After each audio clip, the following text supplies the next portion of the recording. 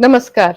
I am grateful to all of you who have joined today to commemorate the 80th anniversary of the Quit India movement, which was an important milestone and a landmark in India's struggle for freedom and was the last and undoubtedly the sharpest struggle for freedom ever waged against the British rule in India.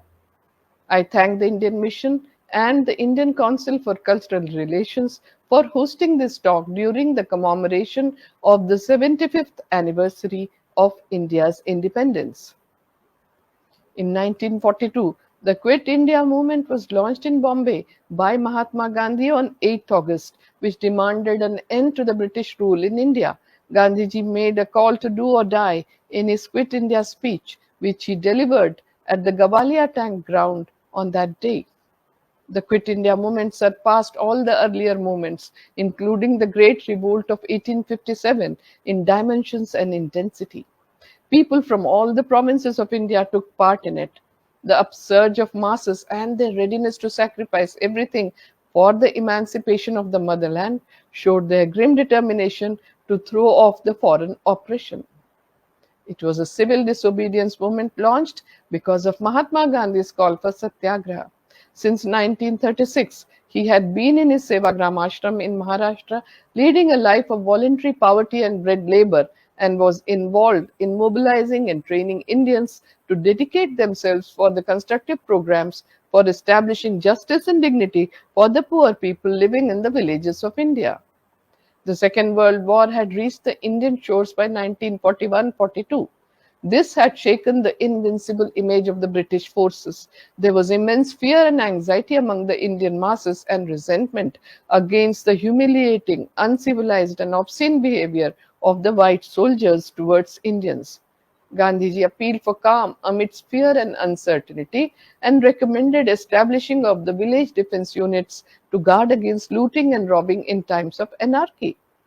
On 25th February 1942, Winston Churchill, the then Prime Minister of England, appointed a subcommittee to study the Indian problem.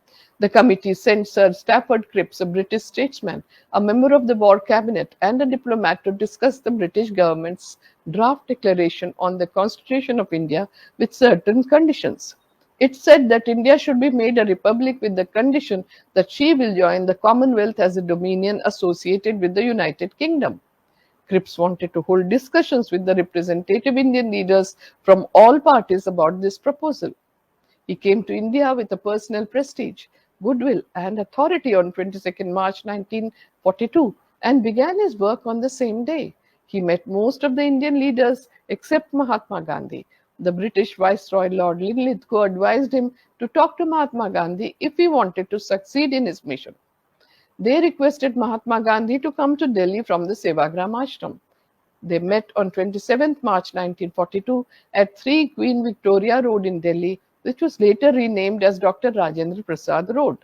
The meeting lasted well over 2 hours. The proposal seemed to Gandhiji as laughable. He saw that the shortcomings clearly and said the proposal was like a post-dated check. Later, Cripps reported about Gandhiji's remarks in these words, and I quote, he said he thought it would have been better if I had not come to India with a cut and dried scheme to impose upon Indians. Unquote. Cripps continued having dialogues with other leaders but did not meet Gandhiji again. Most of the political parties and the groups of that time rejected the proposal later. Cripps' mission was a failure subsequently, and he blamed the Congress and Gandhiji for the failure of his mission, which was not true. Cripps had left India on 12th April for England. Gandhiji feared that the country would despair at this failure. The sense of fear produced by the war, the anger at the racist behavior of the White Army, and the political failure would combine to make Indian hearts sadder. It would need a great act to uplift the country from the despair, anger, and fear that enveloped it. With a deep prayer, Gandhiji searched his conscience to guide him towards this act. In April 1942, Gandhiji placed a draft resolution proposing that the British should withdraw from India for the sake of their own safety, for the security of India, and for the cause of the world peace. He said that in the event of the Japanese aggression, the Indian people would offer non-violent non-cooperation to the aggressors. After some amendments by Dr. Rajendra Prasad, who later became the first president of independent India, The resolution was passed. In June 1942, the American journalist Louis Fisher came to the Sevagram ashram. Fisher wanted to know how Gandhiji planned to carry out the civil disobedience movement. Gandhiji clarified that the demand that the British should withdraw from India was made only after Cripps returned to England. Cripps' visit to India had raised the hopes of the Indians, and the British government had also contributed to raise people's expectations. When the Cripps mission failed, all this hope turned to dust. The concern before Gandhiji was to place a strategy of the program that could fill the void and unrest and arrest the spread of despondency and melancholy in the country. He had realized that the British presence in India was the real obstacle to the resolution of the Indian problems. Gandhiji's philosophy was based on the principles of truth and nonviolence. His dream was rooted in an immense and inexhaustible faith in the people of India. He had the confidence that the ordinary people of India were capable of offering immense sacrifice for the freedom of the country. This could even include the voluntary sacrifice of life by a large mass of people. In May, June, and July 1942, Gandhiji was extremely busy in the preparations before launching the movement of Satyagraha. He prepared the transfer of power document for launching the struggle. His women associates and disciples such as Miraban, Khurshid Ben Nauroji, Mridula Sarabhai, Rajkumari Amrit and others were sent on the tour of different provinces to prepare the public for participating in the movement. He called his associates and confided in them about his plans. Gandhiji was confident that the strategy would evolve in response to the changing circumstances. He felt instinctively that now was the time to test nonviolence. In all his experiments with nonviolence, Gandhiji had remained steadfast to the ideals, but changed his strategy to suit the demands of the situation facing him. From the beginning, Gandhiji had faith in one force, the power of truth as God. The British government had made full preparation to suppress the movement even before it was launched. They even planned to fly Gandhiji and some other leaders to Aden or Uganda, but it was given up in view of Gandhiji's health and opposition of the Indian members of the Viceroy's Executive Council, and it was decided instead to detain Gandhiji in Pune in Maharashtra. The main emphasis in the Quit India resolution was that non-violence is the basis of the movement. It also said that ending the foreign rule is our aim, subject to inexorable condition of non-violence. There was no mention of any type of sabotage and violence, and they directed the movement to follow the traditional practice of satyagraha. The British government was prepared in every respect 4 days before the leaders met in Bombay in the first week of August 1942 for the session. Thousands of people had reached Bombay and awaited Gandhiji's command, and their focus was on the events that were to unfold at the Gavalia Tank Ground. The volunteers were no less enthusiastic than the leaders. Their faces glowed despite the fatigue of sleepless nights over the previous 2 or 3 days. As the leaders came on the stage, the crowds hailed them. The enthusiasm, the passion, and hailing did not disturb the meticulous organization. Maulana Abul Kalam Azad, the president of the session, was not only a captivating speaker but also an able organizer. He took the reins of the meeting in his hands as soon as he sat on the dais. The mood of the meeting was best captured in the speech given by Gandhiji's closest associate, Sardar Vallabhbhai Patel. Each sentence inspired people to struggle, demolished the charges made by the opponents, and yet it had the discipline of a satyagrahi soldier. Sardar Patel said, and I quote, "We are starting the last struggle for independence, so some persons threaten us and say that if we start the struggle, we will invite trouble. Some advise that we will be hampering war efforts. We have answers to all these threats and advices. We are promised independence after the war, but we have no faith that they will free us. We do not want to drive them by violence. Our weapon is non-violence. That weapon has enhanced our prestige since the last 20 years. Your act should be non-violent. The eyes of the world are fixed on us, and so everybody amongst us has to show to the world what and where India is. Till Gandhiji is out, he is our commander. But if he is arrested, then nobody's responsibility will be on nobody's head. All the responsibility will be on the heads of the Britishers. The responsibility of chaos will also be there. There is no other way. We want to be independent. We won't tolerate our slavery even for a moment." Unquote. Gandhiji had spent the past 4 months in deep anguish and turmoil for making the mass awakening possible. When he rose to speak at the session, there was pin drop silence and high expectations among the leaders and the audience. Gandhiji was not certain what he was going to tell people. He could not sleep last night as there was much pressure to say so much, and he wondered how he would manage that. But immediately he thought that if God wanted him to speak, he will help him to talk. Otherwise, he would just say that he was not certain what he wanted to tell people today. But God helped Gandhiji to speak up. Gandhiji was also skeptical that maybe today could be the last moment of his life. But again, he thought that if God plans to get this task done by him, he will give him strength. And God gave him just that. Gandhiji addressed the sessions thrice. He opened his heart on August 8, 1942. Delegates listened attentively to his 2.25 hour long speech.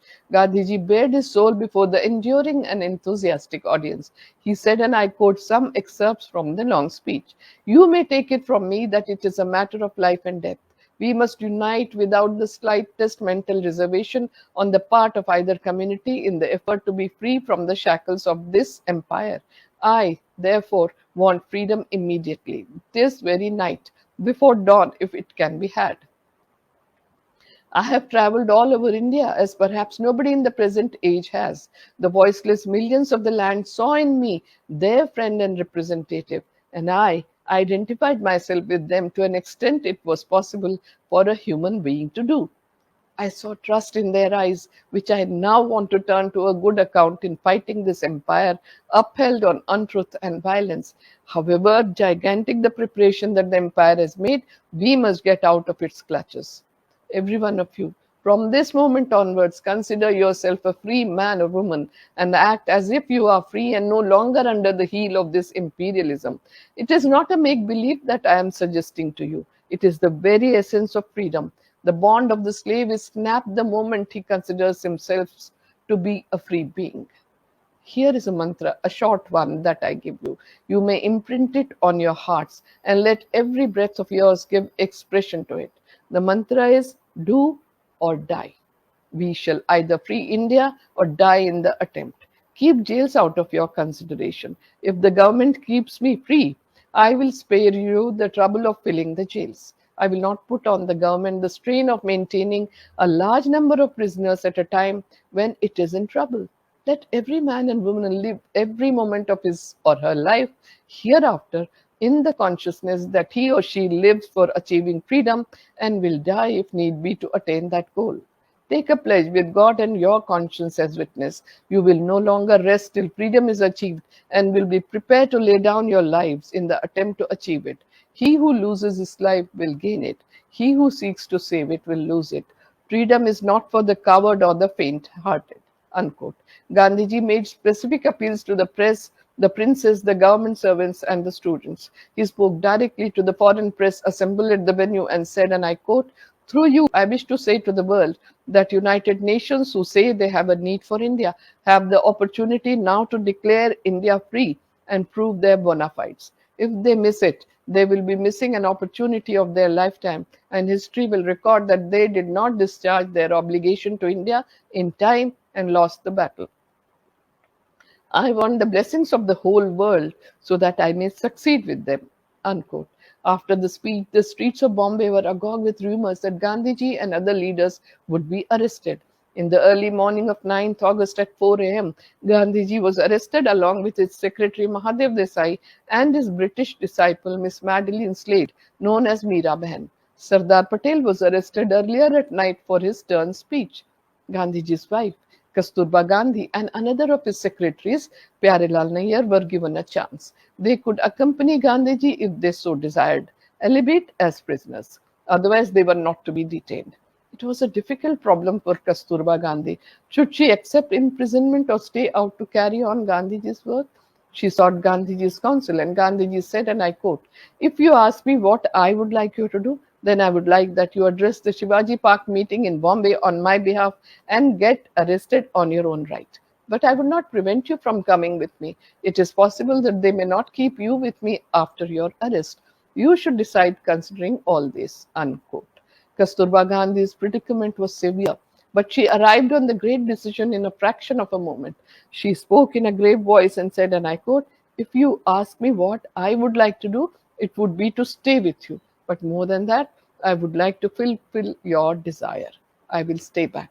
On 9th August, as Kasturba Gandhi stepped out to address the meeting at Shivaji Park, she was arrested.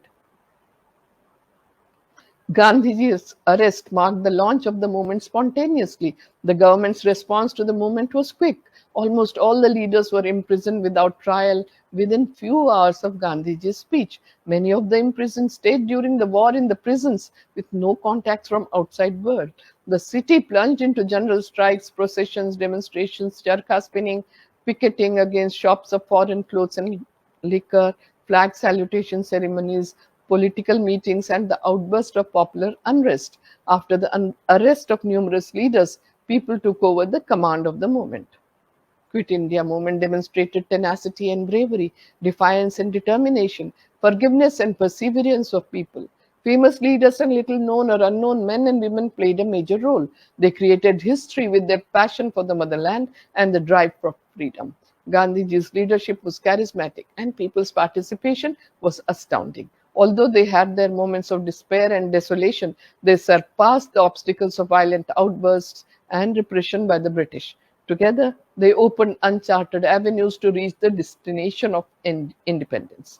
An aspect of the Quit India movement that is rarely spoken about is the way it encouraged Indian women to come out of the thresholds of their homes and raise their voice against the British rule. Women were active throughout the movement. As most of the leaders and men were behind bars, women took to the streets, raising slogans, holding public lectures, organizing processions, distributing bulletins and other nationalist leaflets, holding demonstrations, continuing to spin, teaching Hindustani and bringing Gandhiji's message in the precincts of homes. The women of India at large were endowed with a new spirit on the call of Mahatma's do or die. There are a few women whose contribution history can never forget, like Usha Mehta of Bombay, who kept up the struggle through the underground radio, passionately propagating the messages of freedom and disseminating information about the struggle against the coercive rule of the British government. Aruna Asaf Ali unfurled the national flag at the flag hoisting ceremony at the Gavalia Tank Ground on August 9, 1942. Sucheta Kriplani established contacts with groups still active throughout India and encouraged them to continue non-violent activities. Dr. Sushila Nair was imprisoned with Kasturba Gandhi, Mahatma Gandhi, and Mahadev Desai in Aga Khan Palace jail in 1942. Rajkumari Amrit Kaur led processions day after day and faced the police brutality 15 times and was arrested subsequently. Matangini Hazra from Midnapur district, West Bengal, led 6,000 supporters holding the tricolour flag high to capture the Tamluk police station until she was shot dead by the British Indian police in front of the Tamluk police station on 29 September 1942.